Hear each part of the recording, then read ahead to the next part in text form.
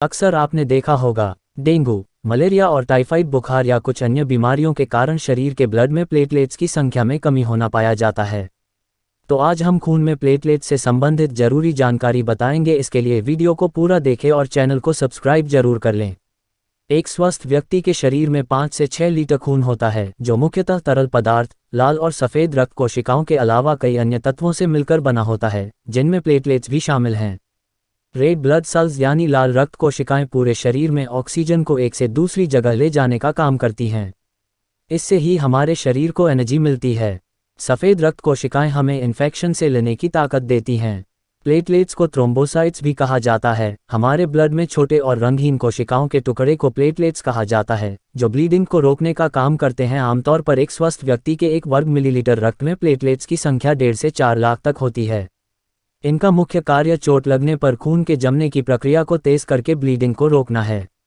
ऐसी स्थिति में हमारे प्लेटलेट्स कोलेजन नामक द्रव के साथ मिलकर चोट वाली जगह पर एक अस्थायी दीवार का निर्माण करते हैं और रक्तवाहिका नली को क्षतिग्रस्त होने से बचाते हैं।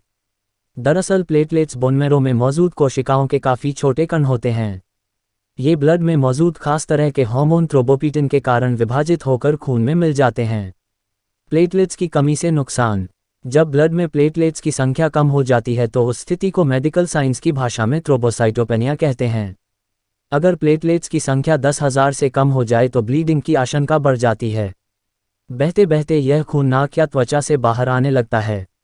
यदि यह स्राव अंदर ही होता रहता है तो शरीर के प्रमुख आंतरिक अंगों जैसे किडनी, लिवर और फेफड़े के निष्क्रिय यानी फेल होने की आशंका भी बढ़ जाती है। कुछ खास तरह के पेनिकिलर्स या अल्कोहल के नियमित सेवन, आनुवंशिक रोगों, कीमोथेरेपी के अलावा डेंगू, टाइफाइड, मलेरिया या चिकनगुनिया होने पर भी ब्लड में प्लेटलेट्स घटने लगते हैं। अगर इनकी संख्या 10,000 से कम हो जाए तो मरीज को अलग से प्लेटलेट चढ़ाने की ज़रूरत होती है। आपका ब्लड में प्लेटलेट्स की संख्या के लिए CBC टेस्ट कराना होता है। डेंगू और प्लेटलेट्स। डेंगू के लिए जिम्मेदार एडिस मच्छर मांसपेशियों पर न काटकर सीधे ब्लड वेसल्स पर हमला करता है, जिससे रक्त में वायरस का संक्रमण बहुत तेजी से फैलता है। इन्फेक्शन बने के बाद खून से पानी अलग होने लगता है।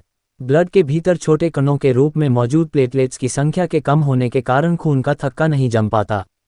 इसलिए मौसम बदलने के साथ खानपान में आंवला, चीकू, काजू, ब्रोकली, हरी सब्जियों, खट्टे फलों और मिल्क प्रोडक्ट्स की मात्रा बढ़ानी चाहिए, क्योंकि विटामिन C और कैल्शियम भी हमारे इम्यून सिस्टम को मजबूत बनाकर प्लेटलेट्स की संख्या घटने से रोकते हैं। कितने कारगर घरेलू उपचार। अक्सर डेंगू या मलेरिया के दौरान व्यक्ति का इम्यून सिस्टम कमज़ोर पड़ने लगता है। ऐसी स्थिति में लोगों को अधिक से अधिक तरल पदार्थों का सेवन करना चाहिए। आयुर्वेद में प्लेटलेट्स बढ़ाने के लिए पपीते के पत्ते या गिलोय का रस, नारियल पानी और बकरी के दूध का सेवन करने की सलाह दी जाती है।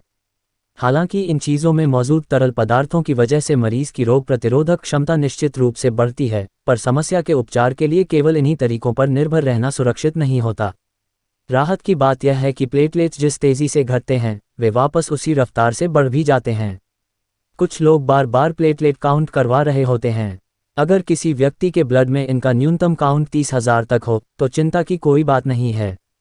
जब तक स्थिति ज़्यादा गंभीर न हो, डेंगू के हर मरीज को अस्पताल में भर्ती होने की ज़रूरत नहीं होती।